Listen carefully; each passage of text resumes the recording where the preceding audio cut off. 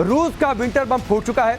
कैसे? आपको बड़ी बातें हम आपको बताते हैं इस बड़ी खबर से जुड़ी हुई। यूक्रेन के ज्यादातर इलाकों में बिजली गुल है, ठप है, अंधेरा है और मसला दरअसल सिर्फ अंधेरे का नहीं, ठंड से मुकाबला का है। रूसी हमलों से पावर ग्रिड जो सिस्टम है वो पूरी तरीके से हैं, इसीलिए हाल फिलहाल में जितने अटैक किए हुए थे वो प्रिसाइज अटैक थे यूक्रेन के पावर प्लांट सिस्टम पर। यूक्रेन के 15 बड़े ऊर्जा केंद्रों को नुकसान पहुंचा है। यूक्रेन की 40% आबादी अंधेरे में रहने के लिए मजबूर है। और सोचिए, उजाला हो नहीं पा रहा तो बिजली इसलिए भी कहां से आएगी कि कमरे को गर्म रखा जाए। कीव में 40 लाख लोगों के सामने संकट है। ठंड में बिजली नहीं होने से हालात बदतर होते जा रहे हैं। कीव समेत कई इलाकों में पानी का भी संकट है। कड़ाके की ठंड से बचने का उपाय अब लोग तलाश रहे हैं कि आखिरकार बिजली है नहीं, गैस की सप्लाई है नहीं, तो कैसे सर्दियों से मुकाबला होगा। तो ये बड़ी बातें और बड़ी चिंता है और इसीलिए हम रुख करते हैं शिवदान जी का। शिवदान जी, हालात बदल रहे हैं यूक्रेन में, 40% आबादी अंधेरे में, बल्ब जलाने के लिए बिजली नहीं है सर, तो आखिरकार कमरे को गर्म कैसे रखेंगे? और इसीलिए WHO की चिंता जिसका जिक्र हमने सबसे शुरू में कर दिया। देखिए, इस वक्त रूस ने जब खेरसन से विड्रॉ किया था उसके बाद उन्होंने मासिव स्टाइल उसमें इस तरीके से यूक्रेन की पावर सप्लाई और गैस सिस्टम और इस प्रकार के सामानों को तबाह किया था।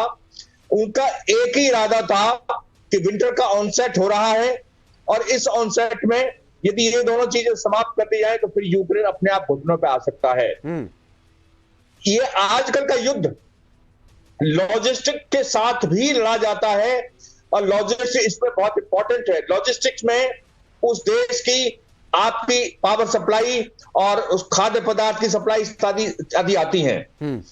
सेकेंडली, इस युद्ध में यूक्रेन और रूस सीमा पर कोई ऐसा डिफेंसिव सिस्टम नहीं बना हुआ था पहले, क्योंकि ये एक्सपेक्ट नहीं था यूक्रेन को कि रूस के साथ उसका इस तरह का कभी युद्ध होगा। और इस प्रकार के विंटर सीजन में यदि डिफेंसिव पोजीशन नहीं होती सैनिकों के पास तो वो कहां पर, उसका ठिकाना कहां पर होगा और कहां पर वो अपने आप को युद्ध से लड़ने के लिए सर्दी से बचाएंगे। युद्ध में लड़ने की बातचीत, मौसम बदलते हुए इन परिस्थितियों की आपने चर्चा की। मैं RSS सिंह के पास जाता हूं। RSS सिंह, ब्रेक से पहले हमने सर बताया कुछ हथियारों के बारे में, 7 बड़े हथियार जिनका बड़े पैमाने पर इस्तेमाल करेगा, जिसमें इस्कंदर मिसाइल के कुछ वर्जन है, TOS-1A थर्मोबेरिक बम है। रूस की सेना एक्सपर्ट्स ये मानते हैं दुनिया भर में कि सर्दियों में लड़ने में ज्यादा माहिर है, ज्यादा कुशल है। तो क्या आप मानते हैं कि एक तो विंटर बम जो कि ऑलरेडी वहां पर फूट चुका है, उसके बाद रूस के हथियारों का ये जखीरा, उनके सोल्जर्स का ये एक्सपीरियंस अगले कुछ दिन में यूक्रेन को घुटने टेकने पर मजबूर करेगा? अगर आप इतिहास से क्यों ले रहे हैं कि नेपोलियन के साथ क्या हुआ था और जर्मनी के साथ क्या हुआ था, तो वो तुलना थोड़ी गलत होगी, क्योंकि वो डायरेक्ट काइनेटिक कॉन्फ्लिक्ट था, एक प्रॉक्सी वॉर है, ठीक है ना। तो ये बार बार इतिहास की दुहाई शायद इतना ठीक नहीं होगा। दूसरी बात, बिल्कुल आपने सही कहा कि हालात बहुत खराब है।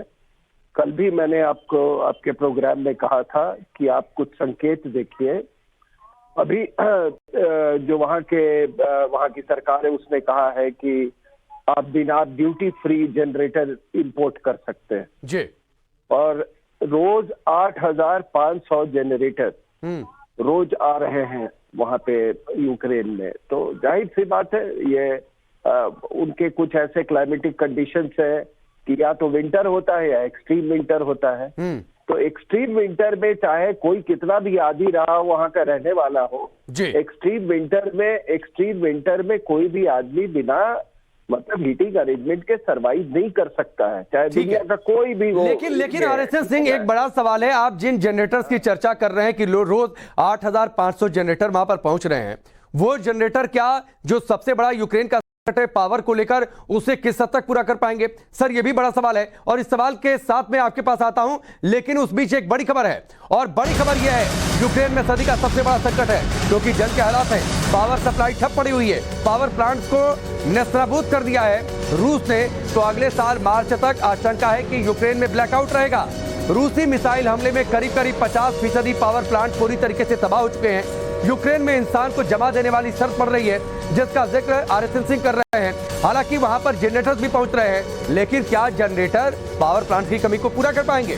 उनसे कितनी बिजली निकलेगी, कितनी पावर वहां पर पैदा की जा सकेगी, ये एक बड़ी बात है और बड़ी चिंता भी है। और इसीलिए कहा जा रहा है कि जंग के हालात में जो इस बार का एक्सट्रीम विंटर है, ये यूक्रेन के लिए सदी का सबसे बड़ा संकट होगा। सर्दियों में यूक्रेन पर टोटल ब्लैकआउट का खतरा है।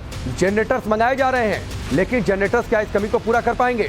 हालात बड़े मुश्किल हैं। मार्च 2023 तक आपका इस बात को लेकर है कि यूक्रेन में ये ब्लैकआउट का संकट, ये पावर क्राइसिस हमेशा बना रहेगा। रशियन अटैक में यूक्रेन के 50% पावर प्लांट पूरी तरीके से तबाह हो चुके हैं। यूक्रेन में इंसान को जमा देने वाली ठंड पड़ रही है, ये बात जेलेंस्की भी स्वीकार कर चुके हैं। लाखों लोग बिना बिजली पानी के रहने के लिए मजबूर हैं। तो ये बड़ी बातें बदलते हालात के बीच में। और रामेश्वर सिंह हमारे साथ जुड़े हुए हैं। रामेश्वर जी, जरा बताइए मौसम के हालात को लेकर जो बातें आरएसएन सिंह कह रहे थे, एक्सपर्ट्स कह रहे हैं कि मार्च 2023 तक सर ब्लैकआउट का खतरा रहेगा। क्या रूस को ये पता है? और जो जनरेटर्स पहुंच रहे हैं, वो जनरेटर्स क्या इस कमी को पूरा कर पाएंगे? देखिए, जनरेटर श्रीकांत ने कहा बिल्कुल सही पहुंच रहे हैं, लेकिन उसके लिए आपको डीजल और पेट्रोल भी तो चाहिए, जो भी डिस्ट्रॉय हो रहे हैं, जिसकी कीमत बहुत बढ़ गई है जी। और सर्दी का संकट केवल यूक्रेन को नहीं है, पूरे यूरोप को है। आप देखिए, जहां के गैस यूज होती है, गैस कम है, आयरलैंड वो है, बिजली का आप देख रहे हैं, सारे पावर स्टेशन ऑलमोस्ट डिस्ट्रॉय कर दिए जा चुके हैं। और आज से वो ब्लैकआउट चल रहा है। अब कितनी जल्दी, क्योंकि ये टारगेट कर रहे हैं, जैसे वो थोड़ा ठीक होता है इलेक्ट्रिक सप्लाई, उससे फिर अटैक हो रहा है। तो बहुत मुश्किल है सरवाइव करना। आप बिल्कुल सही कर रहे हैं। शंका है कि कुछ दिनों में जिस दिन अमेरिका और रशिया ये चाहेगा कि युद्ध विराम हो जाए, उस दिन युद्ध बंद हो जाएगा। लेकिन वो जब तक जेलेंस्की को हथियार देते रहेंगे अमेरिकन और नाटो, ठीक है, तब तक इतनी जल्दी। लेकिन द्विवेदी जी, एक बात बताइए, हथियार तो मिलते रहेंगे सर, लेकिन ठंड में लोग कैसे बचेंगे? सैनिक खुद सर्वाइव कैसे करेंगे? क्योंकि जनरेटर्स के लिए तेल चाहिए। तेल और गैस की जो सबसे बड़ी सप्लाई रशिया की ओर से होती है, तो ये क्राइसिस तो है सोल्जर्स के सामने भी सबसे बड़ा। देखिए, सबसे पहले तो यूक्रेन और रशिया में जो मौसम का कोई खास फर्क नहीं है, दोनों का मौसम एक जैसा है। ये नहीं कि कोई यूक्रेन को ट्रॉपिकल कंट्री है, वो भी ऐसे ही मौसम है, पहली बात। दूसरी बात है, जो सोल्जर्स होते हैं उनके पास काफी तरह के फैसिलिटीज होती हैं, क्लोथिंग होता है, उनके पास असला होता है, सामान होता है, जिससे वो सर्दी में भी लड़ सकते हैं। और मेरा अपना तजुर्बा है सियाचिन से लेह लद्दाख में मैंने। लेकिन द्विवेदी जी, मैं आपको थोड़ा सा रोकता हूं। जो कई सारी रिपोर्ट्स आई हैं कि रशियन सोल्जर्स जो है ज्यादा एक्सपीरियंस है इन हालातों के लिए यूक्रेनियन सोल्जर्स की तुलना में। उपकरणों की जिनकी आप बातचीत कर रहे हैं, वो एसेसरीज, वो उपकरण भी रशियन सोल्जर्स के पास ज्यादा है, उनकी कमी भी यूक्रेन के सैनिकों को है। नहीं, मैं ये बात बताना चाहता हूं कि ये जो अनुभव है ये यूक्रेन के पास भी है, पर पॉइंट मुद्दा ये है कि जैसे ही बहुत हार्ड विंटर आती है तो युद्ध की गति धीमी हो जाती है। इस समय अगर रशिया आक्रमण करना चाहता है तो उसकी आक्रमण की जो गति है बहुत धीमी हो जाएगी। अगर उसको बड़ा आक्रमण करना था तो विंटर से पहले करना था, ताकि उसके बाद वो कंसोलिडेशन कर पाते। विंटर नहीं, इसीलिए मैं द्विवेदी जी, एक छोटी सी टिप्पणी ब्रेक लेना है। लेकिन इसीलिए तो थर्मोबेरिक बम, टॉस 1A थर्मोबेरिक बम, फास्फोरस बम, इन तमाम बमों को रखा हुआ है रूस ने, ताकि हवाई अटैक किया जाएगा। नहीं, ये ठीक बात है, ये बम बिल्कुल इस्तेमाल होंगे, परंतु यह है कि इसमें ज्यादा बदलाव नहीं आ गया, क्योंकि जमीन पर लड़ाई हो रही है। लड़ाई जमीन पर है, मिसाइल भी ठीक है इस्तेमाल हो रहे हैं, एयर भी इस्तेमाल हो रही है, पर लड़ाई जमीन पर है। और जमीन पर दो फौजें कैसी लड़ेंगी, उसी पर इसका जो आगे नतीजा ठीक है, उस पर नतीजा निकलेगा। लेकिन ये बहुत तय बात है, ये बहुत तस्वीर पूरी तरीके से साफ है कि हालात यूक्रेन में मुश्किल भरे होते जा रहे हैं। आप सबका बहुत बहुत शुक्रिया हमसे जुड़ने के लिए, इस पूरी बातचीत के लिए। अगले 7 दिन इंतजार कीजिए, रूस के बदले तेवर और ज्यादा विस्फोटक तौर पर सामने आ सकते हैं, ये देखते हुए कि यूक्रेन के लिए हालात मुश्किल हैं और इस ठंड में बर्फबारी से निपटने के लिए उसके पास पर्याप्त और पुख्ता इंतजाम नहीं है।